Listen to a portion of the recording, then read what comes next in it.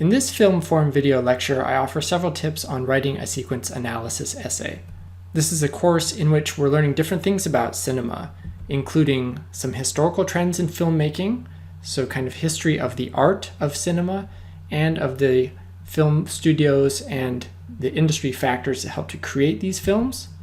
We're learning some basic terminology of cinema studies, building a critical vocabulary that we can use to talk about cinematic form and cinema history in very precise ways.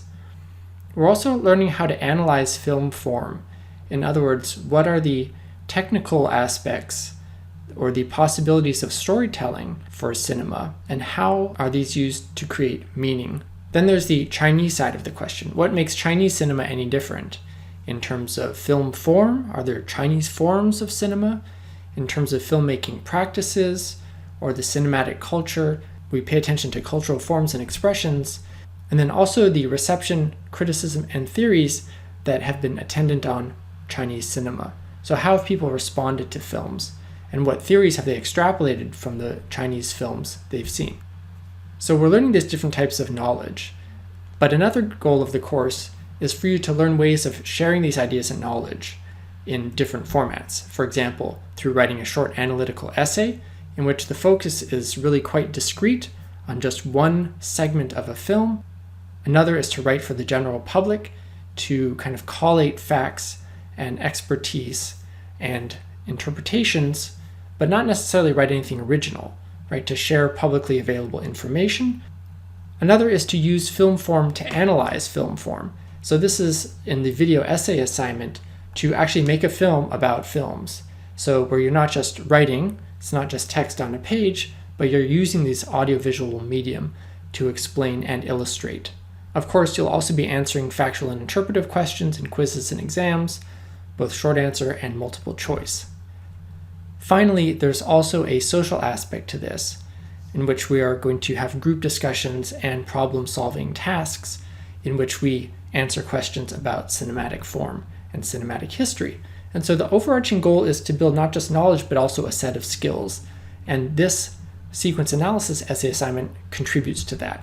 Step number 1 is, of course, to read the guidelines for the assignment on the course website. There's a document there that summarizes the assignment requirements, and this video builds on that document by suggesting some best practices based on my experience as an instructor and an author. So here are the 6 tips that I wanted to share with you, and we'll go through them one by one.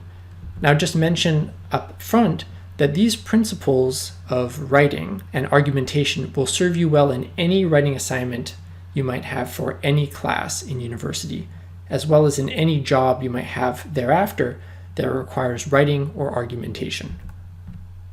Tip number 1 is to follow the instructions. This seems very self-evident. For this particular assignment, I have a few specific requests. One is that you state your argument in the very first sentence. Don't make your reader hunt for what this essay is about or what you're trying to argue. You also want to make sure you limit your scope to film form. So this is not a research paper. We're not writing about historical context necessarily. We're focusing, in this case, on implicit meaning, so not symptomatic meanings. And you also want to make sure you focus just on the sequence that was assigned, not on the entire film. So that should make things easier for you. You want to make sure you stick to the word count, all that stuff, right? Turn in by the deadline, put your name on it. Tip number 2 is to make an argument. So this assignment is not just a collation of facts, and it is also not a review of scholarship. The point is for you to put forward an original or new interpretation of one segment of a film based on your analysis of a certain aspect of its form. So for example, this would be one way you could start your paper. I argue, and here's my interpretation, because of these 2 reasons, based on my analysis of whatever evidence you want to point to. So you may have 2 or 3 examples of cinematic form that you're going to analyze in the paper. That would be a great way to start.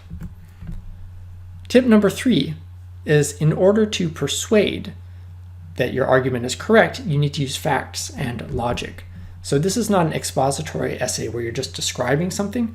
You're actually trying to persuade your reader that your argument is correct, that there's an issue that could be disputed, and that your interpretation is correct. So if you make a claim, you want to make sure that people can test it, that they could check your facts and determine that what you say is indeed true. So you want to pay very close attention to the claims that you make about causation, about this does that, right? Cinematic technique X creates Y type of meaning. Tip number 4 is to use precise examples. So precise could mean specific. You just want to make sure that your reader will be able to tell which aspect of film form you are talking about, as well as when it appears in the film or in the sequence that you're talking about. So this applies to the terminology that you use, the film form terminology. Don't just say I'm analyzing mise-en-scène if the prompt is to analyze mise-en-scène. Say I'm focusing on costume or on the makeup or on this particular type of lighting or on props. So here's an example. Let's say you first wrote, right, the expression on her face, the character's face, shows how she is feeling. Okay, that may be true, that may be factually accurate, but it's not very precise. So this is, again, a hypothetical example. But a better version of that would be at minute X, second Y in the film, Ranling Yu's character, so we know which her we're talking about, looks towards her son at screen right, so we know where he is on the screen, or within the frame, with a wistful smile on her face. So it's not just any old expression, it is a wistful smile on her face. Shown in medium close-up, again, so we're talking about the cinematography. The facial expression and eyeline imply that she is both proud of and concerned about her child. So again, this is a hypothetical example, but you can see how it's much more precise, and it gives us some facts to work with. Tip number 5 is try to make it as interesting as possible. So I would start with the title, right? Give your essay a title that hints about what the argument is. In other words, that says what is original about your paper and that will intrigue readers. So there's some types of writing for which it's fine to just give it a topic and that's enough. In this case, this is an essay that you are authoring. And so I'm hoping, what I would hope to see would be some kind of mark of originality, original thought, original interpretation. Don't just call it Essay 1. You also want to strive for originality of argument.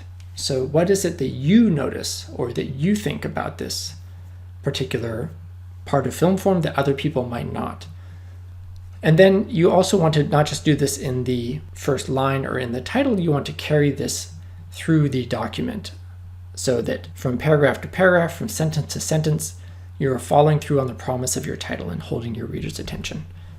And then the final tip is perhaps the most important and the most overlooked or neglected, which is to revise your writing before you submit it.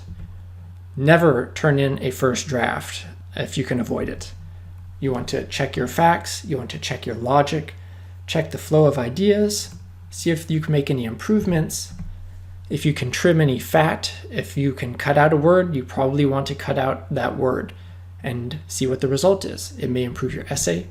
And then don't just end, you want to actually conclude with some kind of takeaway. So there's like a reward or a payoff for your reader. And for me, and for this video lecture, the conclusion is that time spent revising your writing is always worthwhile.